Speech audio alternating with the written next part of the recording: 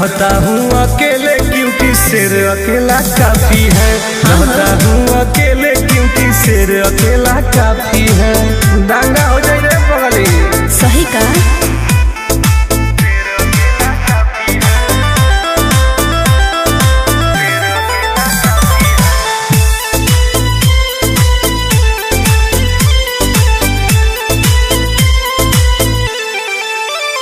शतरंजो के हई हम खिलाड़ी, कौन हमारा से गेम करी भारी।